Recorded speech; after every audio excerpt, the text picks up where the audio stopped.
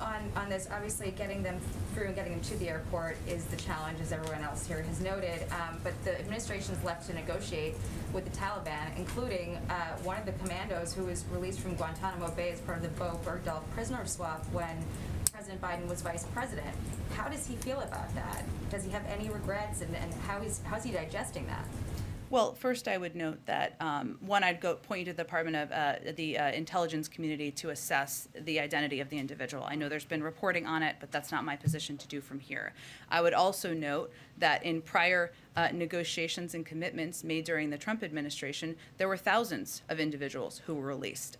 So our focus right now is on, again, not taking the Taliban's word for it. We are assessing, we are closely watching, and we are being very clear about the capacities and the capabilities we have at hand should they be needed. Of course, that's not our objective. And then the last question, what are we doing to counter message with what's happening right now with China in Taiwan? The president said yesterday that China and Russia would love nothing more than to have the U.S. sink billions of dollars and stay here forever, but it seems to be that they're celebrating this. They were touting U.S. humiliation in Afghanistan and a warning to Taiwan and other allies that the U.S. won't come for help if war breaks out.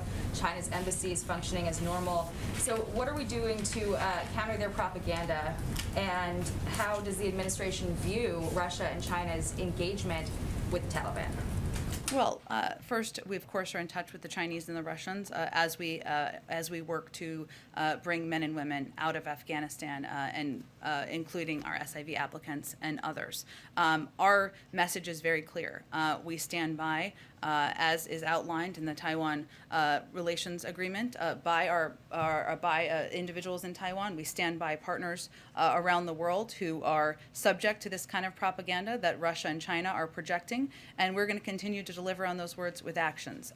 Our objective in Afghanistan is to deliver also on what the president promised, which is to not put the men and women who have served our country bravely over the past 20 years in harm's way again. And that's what we'll also be projecting to them as well. Jen, why was August better than, say, November or December to be getting out? In terms of the August 31st timeline? Correct, because this is the Taliban fighting season, and that would not be. I know there's been a fair amount of focus on that, but I wouldn't say that that has been an assessment of a difference here in terms of what our timeline would have been from the beginning. So there's no belief that it would have been any different in December than it is in August? I don't believe that military officials have made that assessment. As we ask about the risk assessment right now, what is the current risk assessment in terms of terrorism and the potential threat that exists within Afghanistan against the United States? Well, I think as the president conveyed yesterday and also conveyed back in May, part of our objective here was to make sure we had the resources to fight the counterterrorism threat that has changed over the last 20 years, wherever it is. And that has not been emanating from Afghanistan in the way that it was 2 decades ago, which is understandable. We have a range of capacities, over the horizon capacities, as well as capacities where we do effective counterterrorism operations in countries where we have absolutely no presence in any way at all. We will continue to watch closely, continue to assess, but I'm not in a position, I'll leave that to our intelligence community to provide an update on. Go ahead. You said just a little bit ago that if the Taliban does not agree to these safe passage agreements or conversations, that the consequence would be the full force and weight of the U.S. military. What exactly does that mean? Does that mean there's a scenario where we go back in?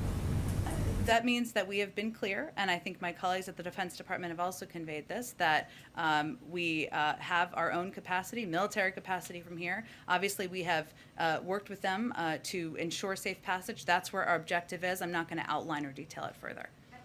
You said, the administration said that the evacuation efforts were stalled in part because some Afghans did not want to leave earlier, they wanted to stay. Mm-hmm. Do you have any specifics on this population? Exactly how many Afghan allies are we talking about who were eligible to leave but chose to remain?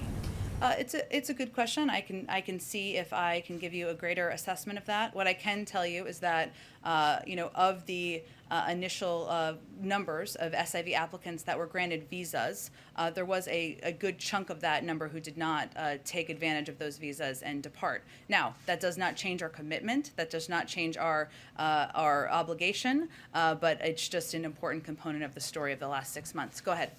11,000 you mentioned, just for clarity, those are 11,000 self-identified people in the country not who want to leave. Do you have any indication of how many Americans are still trying to get out of Afghanistan? I can see if there's a greater assessment. I would point you to the State Department on that, though. They'd have the most up-to-date numbers. Do you have a total number of people overall, including third country nationals and Afghans, get out over the coming days? Again, there are a number of prioritized programs. I think we've given out some numbers in terms of, if you look at SIV applicants, we have about 22,000 spots at military bases here, an additional 8,000 in third countries. Obviously, we're going to work to assess and make sure we get, and we work to get as many people out as possible who are eligible for those programs, as well as, of course, separately, American citizens. But I don't have a number or an update for you on the total. I'm sorry, I know they're going to announce this tomorrow, but are we talking about booster shots for everyone? And if so, why should healthy young Americans be getting a third shot when so many in the world don't have a first shot yet? Well, they will provide a briefing tomorrow on what the recommendations are, and I encourage you to ask a question, as I'm sure you will ask a question at their briefing, Josh, as you've been following this closely. I'm not going to get ahead of their announcement or the president addressing this tomorrow, but I will tell you that we believe that that is a false choice. We can do both, and the United States is far and away the biggest contributor to the global supply, the global fight against COVID. We will continue to be the arsenal for vaccines around the world. We also have enough supply, and we have long planned for enough supply should a booster be needed for the eligible population.